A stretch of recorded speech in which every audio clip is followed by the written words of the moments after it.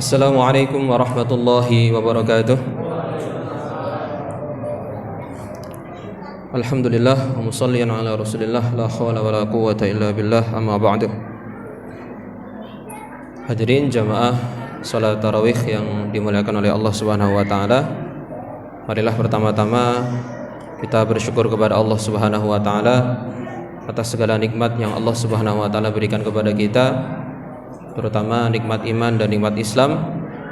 Kemudian juga nikmat Allah Subhanahu wa taala memberikan kita kesempatan, kemudian memberikan kita kekuatan untuk melaksanakan perintah-perintah Allah, menjalankan seluruh perintah-perintahnya dan menjauhi segala larang-larangannya. Karena sesungguhnya tanda seseorang hamba itu disayang oleh Allah Subhanahu wa taala itu tidak diberi banyak harta, kemudian dimudahkan seluruh urusannya, tidak. Tapi tanda Allah sayang kepada seorang hamba adalah salah satu tandanya seorang tersebut akan disibukkan dengan kebaikan-kebaikan. Sebaliknya ketika seseorang hamba itu tidak diridhoi oleh Allah Subhanahu wa taala, maka tandanya orang tersebut akan sulit untuk melakukan kebaikan. Alhamdulillah kita pada malam hari ini diberikan kesempatan oleh Allah Subhanahu wa taala untuk datang salat tarawih bersama, kemudian berjamaah juga. Otomatis Allah Subhanahu wa taala insyaallah sayang kepada kita semuanya. Amin ya rabbal alamin. Hadirin maka Allah Subhanahu wa taala, pada kesempatan kali ini marilah kita tata kembali niat kita, kemudian kita benahi lagi hati kita, karena sesungguhnya yang dituju kemudian yang dibentuk dalam puasa ini adalah hati. La'allakum tattaqun, dalam sebuah ayat bahwasanya akhir dari puasa, tujuan daripada puasa, kemudian hal yang akan dibentuk dari amalan puasa adalah takwa. Dan takwa itu adalah suatu hal yang berada di dalam hati. Adalah suatu hal yang berada di dalam hati. Maka sangat bersinggungan sekali antara takwa dengan hati. Ketika seseorang itu hatinya baik, maka dia akan dimudahkan untuk takwa kepada Allah Subhanahu wa taala. Sedangkan ketika hatinya itu penuh dengan keburukan, maka sulit untuk takwa kepada Allah Subhanahu wa taala. Sebutkan bahwasanya hati itu ketika seseorang melakukan suatu kesalahan, maka ada satu titik hitam dalam hatinya. Ketika seorang itu bertaubat, maka hilanglah titik hitam tersebut. Maka ketika seluruh hati berisi dengan titik-titik hitam sehingga tidak ada celah sedikit pun untuk memasukinya karena penuh dengan titik hitam, maka naudzubillah hati tersebut akan sulit, bahkan menolak kebaikan. Naudzubillah min dzalik. Maka dalam bulan Ramadan ini kita sangat dilatih untuk menjadi hamba yang bertakwa. Baik secara perkataan, perbuatan kita maupun secara hati. Karena orang-orang munafik adalah orang-orang yang memang mereka secara zahir mata terlihat baik. Bahkan mereka banyak yang soft awal, banyak juga yang hafal Al-Qur'an. Tapi karena masalah hati, maka mereka bahkan difirmankan oleh Allah dengan firman yang khusus untuk orang-orang munafik, di mana mereka hatinya itu hati yang rusak. Maka hadirin Allah Subhanahu wa taala, pertama yang harus kita tata adalah hati kita. Innamal a'malu binniyat. Bahwasanya ada beberapa nanti amalan hati yang perlu kita perhatikan. Yang pertama adalah niat terutama. Karena apa? Rubba amalin saghirin, rubba amalin kabirin, rubba amalin saghirin tukabbiruhun niyah atau tu'azzimuhun niyah. Banyak amalan-amalan kecil tapi menjadi besar. Perkataan suatu ulama. Banyak amalan-amalan kecil menjadi besar karena niat. Wa rubba amalin kabirin tusaghiruhun niyah. Dan banyak sekali amalan-amalan yang besar tapi menjadi kecil karena apa? Karena niatnya yang kecil. Maka pada bulan Ramadan yang mulia ini Allah Subhanahu wa taala memberikan banyak hal.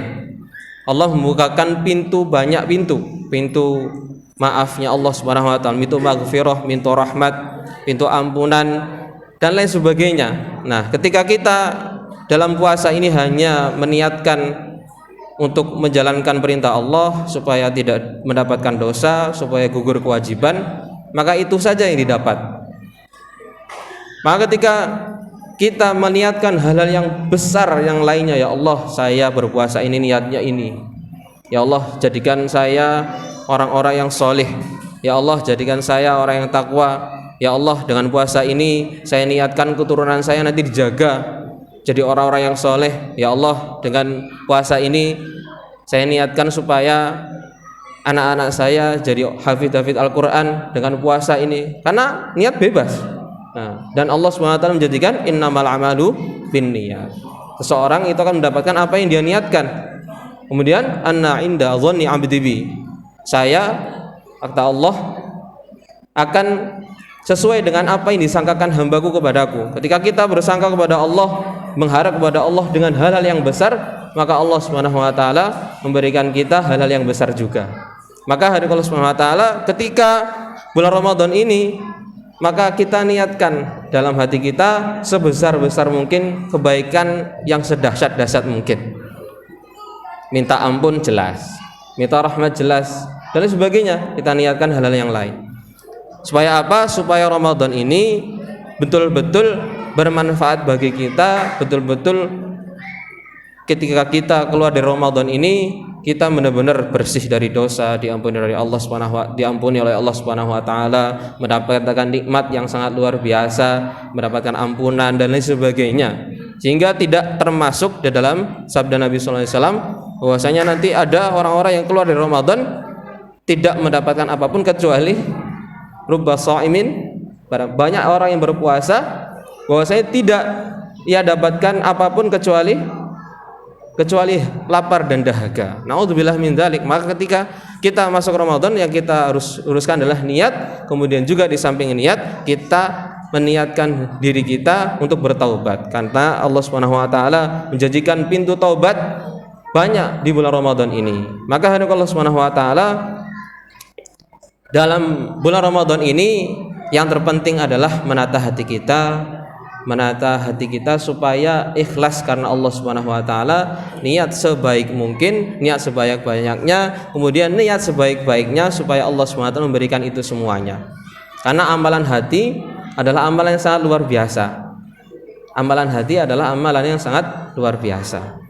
Nah, ketika seseorang ini amalan dengan tanpa hati, ya kosongan seperti itu, tanpa menghadirkan hatinya, tanpa menghadirkan ruhnya, tanpa menghadirkan jiwanya, ya hanya menghadirkan badan saja berdoa, maka kurang, bahkan sangat jauh. Dan lebih afdal lagi dan lebih utama lagi adalah ketika seseorang menghambakan diri kepada Allah, berpuasa, bertaubat, salat tarawih, kemudian bangun malam, puasa, sahur dan lain sebagainya, menghadirkan jiwanya, menghadirkan hatinya sepenuhnya mengharapkan ampunan dari Allah Subhanahu wa taala, mengharapkan ridho dari Allah Subhanahu wa taala. Karena seseorang ketika mendapatkan ridhonya Allah, maka sesungguhnya dia telah mendapatkan segala-galanya. Ketika seseorang kehilangan ridhonya Allah, maka sesungguhnya dia kehilangan segala-galanya. Man faqadallah faqada kullasyai. Mawan majadallah wajada kullasyai. Barang siapa mendapatkan ridhonya Allah, dia mendapatkan segala sesuatu. Barang siapa kehilangan ridhonya Allah, maka dia kehilangan segala sesuatu. Seperti itu yang bisa saya sampaikan. Semoga apa yang saya sampaikan bermanfaat bagi diri saya dan insyaallah bagi semuanya.